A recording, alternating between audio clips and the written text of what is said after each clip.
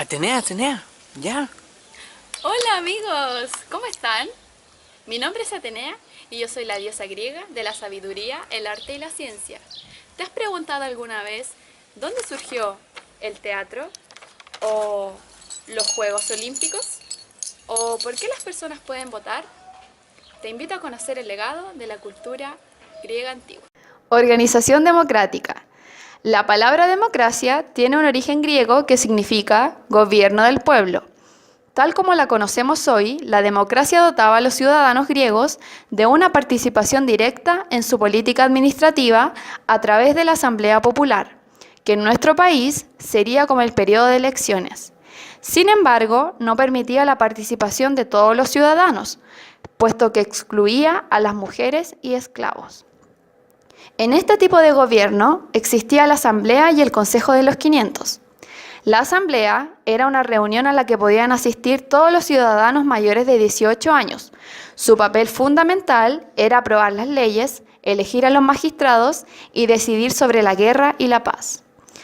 El Consejo de los 500 era un consejo reducido de ciudadanos mayores de 30 años que representaba a las 10 tribus de las polis. Su papel era preparar las leyes que había de votar la Asamblea. El teatro. La palabra teatro es una derivación del griego teatron, que significa lugar para contemplar.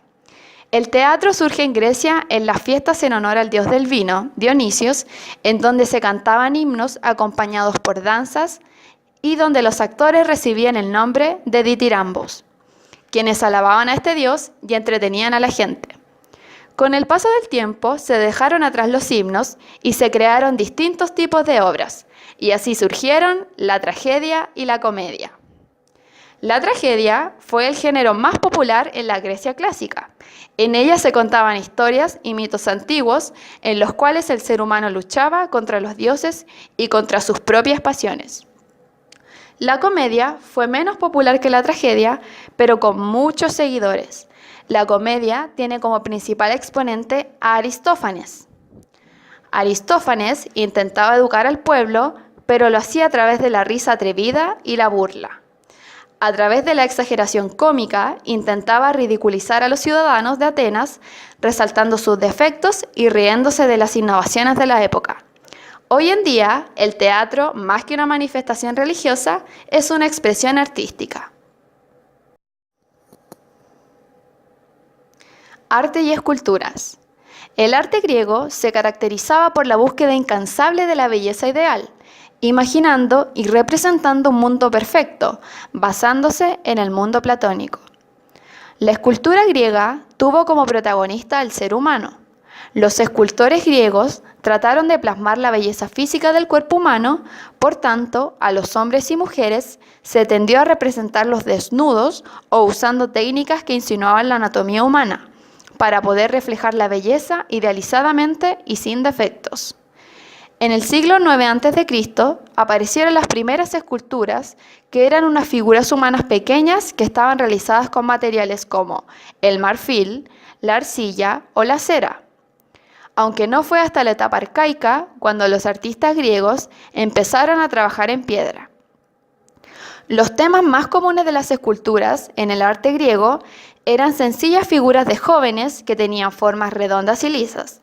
Además, los artistas intentaban plasmar en este material la belleza ideal. Arquitectura. La arquitectura griega es adintelada, es decir, dos columnas sujetando un bloque encima.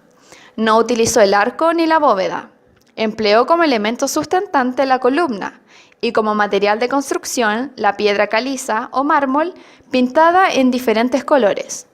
Con el paso del tiempo, esos colores han desaparecido casi completamente.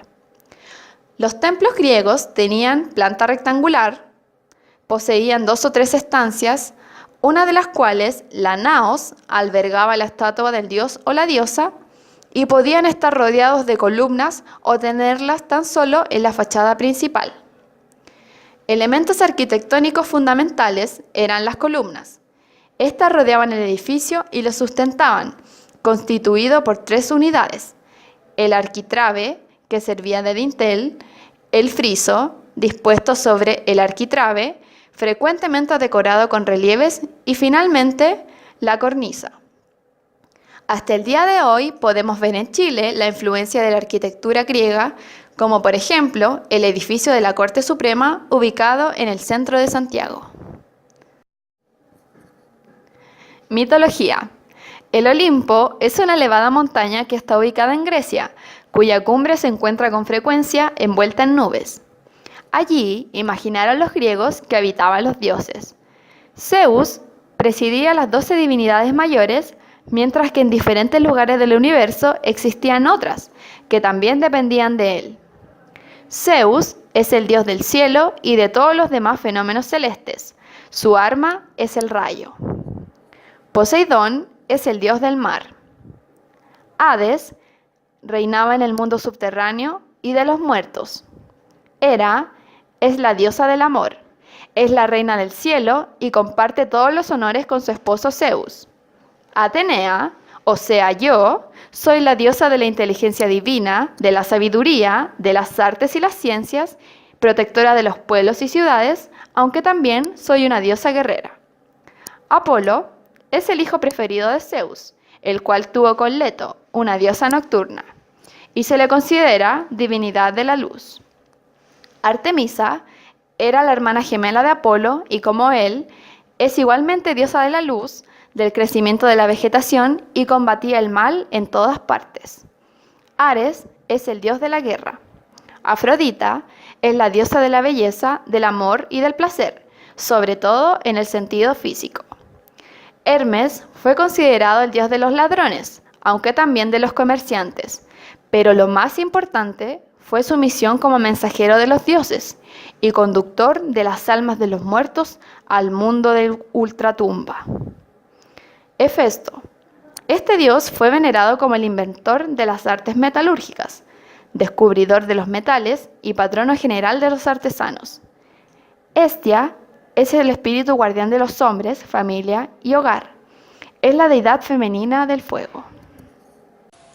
Como has podido ver, son muchos los aportes que los griegos han entregado a nuestra cultura actual, pero aún queda más. El desarrollo de la filosofía. Los filósofos eran conocidos como amantes del saber y fueron muy importantes en la antigua Grecia, siendo 3 los más renombrados: Sócrates, Platón y Aristóteles. El primero intentó que los individuos desarrollaran su pensamiento mediante largas conversaciones, logrando que revisaran sus juicios y reconocieran sus errores y la verdad. Su postura frente al conocimiento la podemos ver reflejada en una frase célebre de este filósofo que dice así: «Solo sé que nada sé». Por su parte, Platón, discípulo de Sócrates, fue quien logró que a nuestras manos llegaran los diálogos de Sócrates, ya que se encargó de escribirlos, llegando en su versión hasta el día de hoy. Proponía que los hombres actuaran de acuerdo a la razón, buscando la verdad, la belleza y el bien. Además, fundó una escuela donde fueron los más importantes filósofos de la época. Aristóteles acudió a ella, donde desarrolló un pensamiento más claro que los demás. Su método para llegar a la verdad era más perfecto que el de Sócrates y consistía básicamente en la deducción, que significa sacar conclusiones acerca de alguna situación. Creación del alfabeto. El alfabeto griego procede de la escritura fenicia. Los griegos tomaron el alfabeto de los fenicios hacia el siglo IX a.C., gracias a los contactos comerciales que mantenían con ellos a lo largo de todo el mar Mediterráneo.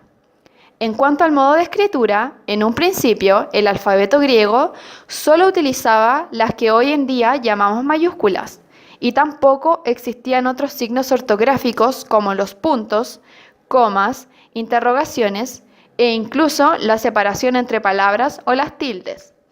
El alfabeto griego es la base para el latín antiguo, que después fue utilizada como base para el español. Los Juegos Olímpicos. Para honrar a sus dioses, los griegos construyeron bellísimos templos y realizaban grandes festejos. Los juegos deportivos tenían un rol preponderante en las fiestas que los griegos realizaban en honor a Zeus en Olimpia, para Poseidón en Corinto y para Apolo en Delfos. En el año 776 a.C. se inició la celebración griega más antigua y famosa, las fiestas olímpicas. Se hacían cada 4 años en la ciudad de Olimpia y solo participaban hombres. Tenía un carácter competitivo entre distintas culturas para ver quién era el mejor. Los juegos duraban 5 días. La prueba más llamativa era el pentatlón, que hasta el día de hoy existe y que incluía 5 pruebas: salto largo, carrera, lanzamiento del disco, lanzamiento del dardo y lucha. Y las de mayor prestigio eran las carreras de carros y caballos. Los vencedores eran premiados con una corona de ramas de olivo, tal como en los Juegos Olímpicos de Atenas 2004, cuando los tenistas chilenos Nicolás Massú y Fernando González ganaron el oro y recibieron las medallas y dichas coronas. Mientras se realizaban los Juegos Olímpicos, debían cesar las guerras en toda Grecia para garantizar la seguridad de todos los participantes. La educación. Para los antiguos griegos, los únicos que podían tener acceso a la educación eran los varones. En cambio, las mujeres podían aprender de sus madres y abuelas, y esta educación se basaba en las labores de la casa.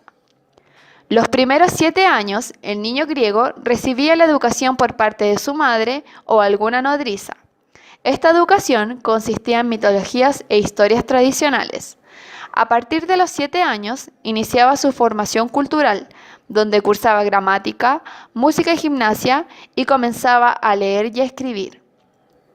Resaltan personajes como Homero, quien a través de relatos y hechos fantásticos, tales como la Ilíada y la Odisea, buscaba enseñar a las personas los valores y principios que debían tener.